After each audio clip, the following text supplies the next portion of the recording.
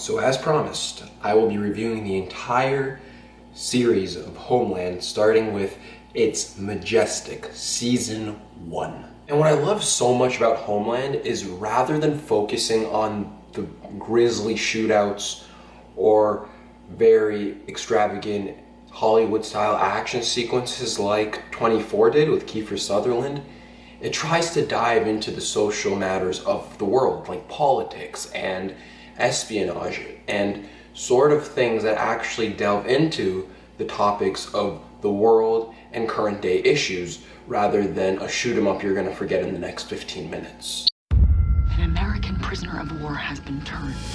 I do solemnly swear that I will support and defend the Constitution of the United States against all enemies, foreign and domestic, and I will bear true faith and allegiance to the same.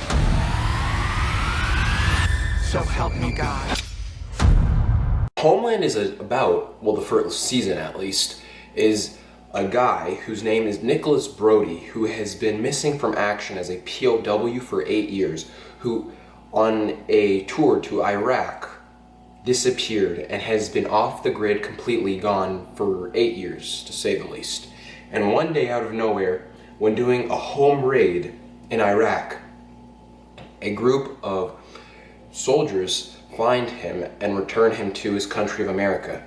Now, the season 1 of Homeland, what the whole season really revolves around is whether or not Nicholas Brody is a terrorist or is he still one of us. Now, the first season of Homeland is nothing short of excellence, with everything you'd expect from this kind of show.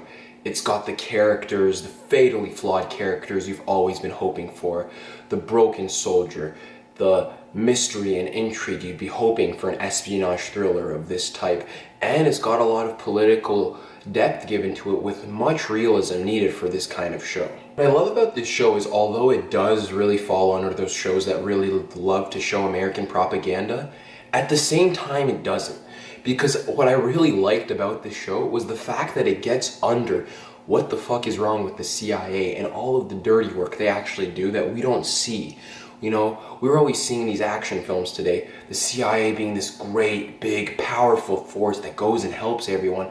But really, this show examines the fact that that's not the CIA.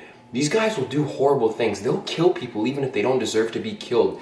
They'll fire people that really didn't do anything wrong, and they'll bring anyone down just for the sake of making themselves look like they're always at the top. But by far, my favorite character in this show is the character of Saul, who is the main character in the show's boss, Carrie.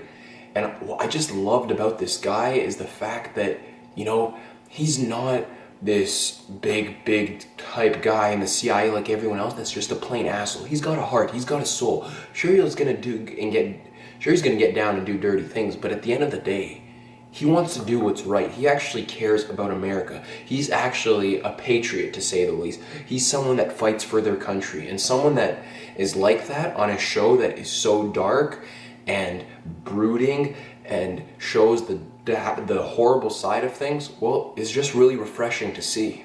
The only sort of fault I can give Homeland, and it's not really even a fault, is the fact that the first season, although I did say I love that there aren't any grand action sequences, and rather than relying on really heavy, violent shootouts, it relies on the politics and on the ideologies of government and politics and socialism.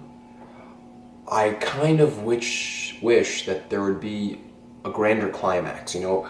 Don't get me wrong, episode 12's Marine One was a great end for the first season of the show, and a great venture in opening up of a path to season 2, but the problem I had with it was, you know, it just didn't give you that oomph you're really hoping for in a show like this. And truly, if they just had given the season, or the episode to say the least, a little bit more of an intense vibe, or maybe something to happen to blow your mind, it would have really given me more excitement for season 2. But without said, this is a very well written show with great characters, a great atmosphere, cinematography, ideologies, politics, and a story, while being a very non-Hollywood-esque and having great writing, what else could you want, really? So I'm gonna have to say Homeland is one of the best action shows on television airing right now, and you just gotta go see this masterpiece. Just go and watch it. It is fantastic. Homeland Season 1 gets an A.